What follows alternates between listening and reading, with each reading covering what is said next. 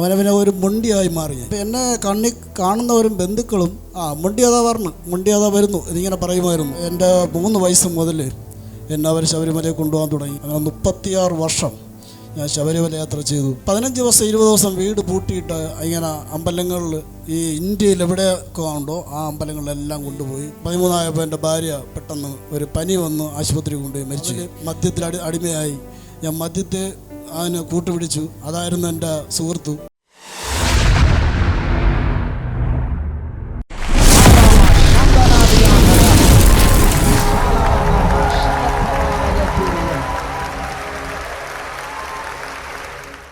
ഞാൻ എൻ്റെ കുഞ്ഞുനാളിൽ, അതായത് 1.5 വയസ്സായപ്പോൾ എൻ്റെ അമ്മ എന്നെ എടുത്ത്, അന്നത്തെ വഴികളെന്ന് പറഞ്ഞാൽ ഊടുവഴികളാണ്, ചാലുകളൊക്കെ ഉണ്ടായിരുന്നു. ഈ ചാലിൽ നിന്ന് അപ്പുറത്തെ ചാലിലേക്ക് ചാടിയപ്പോൾ അമ്മയുടെ കയ്യിൽ നിന്ന് ഞാൻ തറയിൽ വീണു. ഒരു സൈഡ് മൊത്തം ചലനശേഷിയില്ലാത്ത അവസ്ഥയിലായി. അന്നത്തെ ആശുപത്രിയൊന്നുമില്ല. ആ കാലത്ത് അവർ വൈദ്യന്മാർ കുറേ കൈയൊക്കെ വെച്ച് പിഴിഞ്ഞ് ബാക്കി ഇവിടെ ഉള്ള ശരീരത്തിൽ ബാക്കി ഇവിടെ പോയി. അവനവനെ ഒരു മൊണ്ടിയായി മാറി ഞാൻ. അപ്പോൾ എന്നെ കാണുന്നവരും ബന്ധുക്കളും മൊണ്ടിയതാ പറഞ്ഞു, മൊണ്ടിയതാ വരുന്നു എന്നിങ്ങനെ പറയുമായിരുന്നു.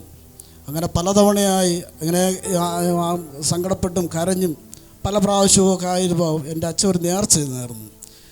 നമ്മുടെ ശബരിമലയിൽ 18 വർഷം കൊണ്ടുപോകാം. അന്ന് 18 വർഷം കൊണ്ടുപോകാൻ അവർക്ക് അതിനുള്ള സാമ്പത്തികമില്ല. അപ്പോൾ അവർ എരന്നായാലും കൊണ്ടുപോകും എന്ന് സാക്ഷ്യം അവർ പറഞ്ഞിരുന്നു. അങ്ങനെ എൻ്റെ 3 വയസ്സ് മുതൽ എന്നെ അവർ ശബരിമലയിൽ കൊണ്ടുപോകാൻ തുടങ്ങി. അവർ 60 കാലം എനിക്കൊരു വിധമൊക്കെ 10-12 വയസ്സൊക്കെ ആയപ്പോൾ പിന്നെ സ്വന്തമായിട്ട് പോകാൻ തുടങ്ങി. അങ്ങനെ 36 വർഷം ഞാൻ ശബരിമല യാത്ര ചെയ്തു. ആ കാലഘട്ടങ്ങളെല്ലാം കഴിഞ്ഞു. അതിൽ നിന്ന് എല്ലാ വർഷത്തിലും എൻ്റെ അച്ഛൻ ഓരോ അമ്പലങ്ങളിൽ ടൂർ കൊണ്ടുപോകും.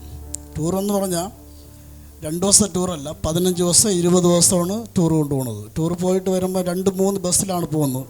എൻ്റെ കുടുംബത്തിൽ എൻ്റെ സ്വന്തം ചേട്ടൻ ഈ സ്ഥലത്ത് ഇരിപ്പുണ്ട്, ഈ ദൈവസന്നിധിയിലാവായിരിപ്പുണ്ട്. അവർക്കെല്ലാം അറിയാവുന്നവരാണ്. 15 ദിവസം 20 ദിവസം വീട് പൂട്ടിയിട്ട് ഇങ്ങനെ അമ്പലങ്ങളിൽ ഈ ഇന്ത്യയിൽ എവിടെയൊക്കെ ഉണ്ടോ ആ അമ്പലങ്ങളിലെല്ലാം കൊണ്ടുപോയി പാപമോഷം തീർക്കണമെന്ന് പറഞ്ഞ് ഞങ്ങളെ കുടുംബത്തോടെ കൊണ്ടുപോകും. പക്ഷേ ഇന്നേ വരെയായിട്ടും അങ്ങനെ ഒരു സംഭവം, അച്ഛൻ മരിച്ചിട്ട് 20 വർഷമായി, ഇന്ന് വരെയായിട്ടും അങ്ങനെ ഒരു പാപദോഷം ഞങ്ങൾക്ക് മാറ്റം വന്നില്ല. ഞങ്ങൾ ഓരോ ദിവസം ഒരു കഷ്ടത കൂടുന്നതല്ലാതെ ഇതിനൊരു മാറ്റം വന്നിട്ടില്ല. മുടന്തും ഉണ്ടായിരുന്നു, അത് മാറിയത് ഞാൻ ഇങ്ങനെ പല ആരാധനയ്ക്കും പോയപ്പോൾ ഒരു ദൈവദാസൻ എന്നെ വിളിച്ചു. സ്റ്റേജിൻ്റെ ഫ്രണ്ടിൽ വിളിച്ചിട്ട് എൻ്റെ തലയിൽ കൈ വെച്ച് പ്രാർത്ഥിച്ചു.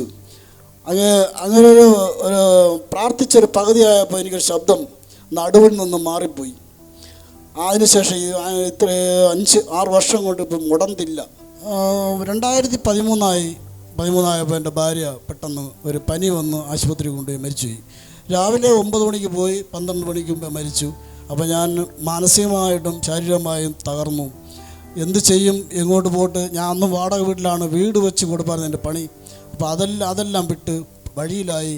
ഞാൻ എന്ത് ചെയ്യുമെന്നുള്ള ഒരു ആവേശത്തിലും വെപ്രാളത്തിലും നടക്കുമ്പോൾ എന്നെ സഹായത്തിന് വന്നത് നമ്മളിന്ന് സർക്കാർ വയ്ക്കുന്ന സാധനമുണ്ടല്ലോ, അതിൽ മദ്യത്തിൽ അടിമയായി. ഞാൻ മദ്യത്തെ അതിന് കൂട്ടുപിടിച്ചു. അതായിരുന്നു എൻ്റെ സുഹൃത്ത്. അപ്പോൾ രാത്രി 2 മണിക്ക് 3 മണി എപ്പോഴും ഉണരുമോ അപ്പോഴും മദ്യം കഴിക്കും. അപ്പോൾ ഇഷ്ടംപോലെ വർക്കുണ്ടെങ്കിലും ഞാൻ 5 പാക്കറ്റ് സിഗരറ്റ് ഒരു ദിവസം വരിക്കും.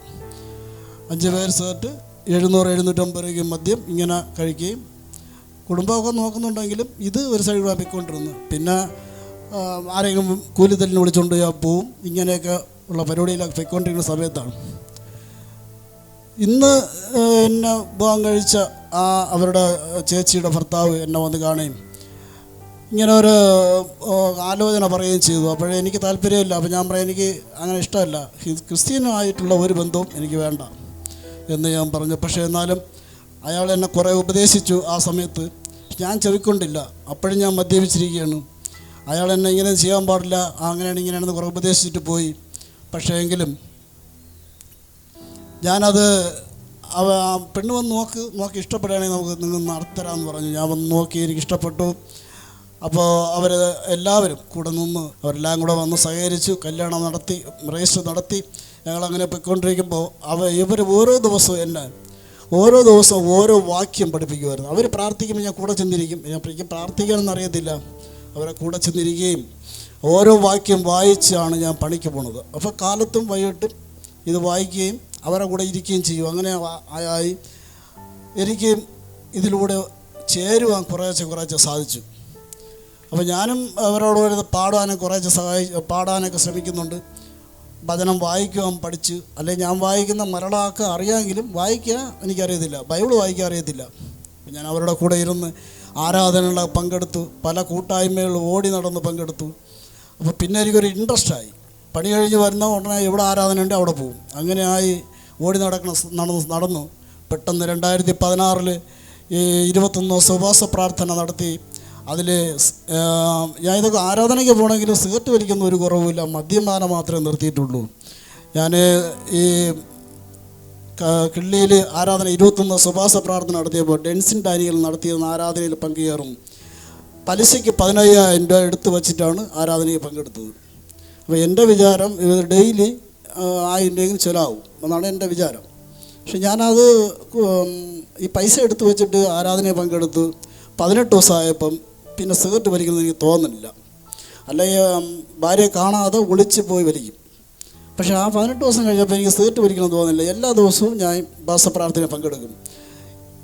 20-ൻ്റെ അന്ന് ഒട്ടും വലിക്കാൻ തോന്നിയില്ല. 21-ൻ്റെ അന്ന് അവർ സ്നാനപ്പെടുന്നവർ വിളിച്ച് ഇറക്കിയപ്പോൾ അതിൽ എനിക്കും തോന്നി എനിക്കും സ്നാനപ്പെടണമെന്ന്. അങ്ങനെ ഞാനും സ്നാനപ്പെടാൻ തീരുമാനിച്ചു. ഞാൻ കുടുംബമായി സ്നാനപ്പെട്ടു. അതിനുശേഷം എനിക്ക് മറ്റുള്ള ഒരു ചിന്തകളും വന്നിട്ടില്ല. അമ്പലത്തിൽ പോകണമെന്നോ മറ്റുള്ള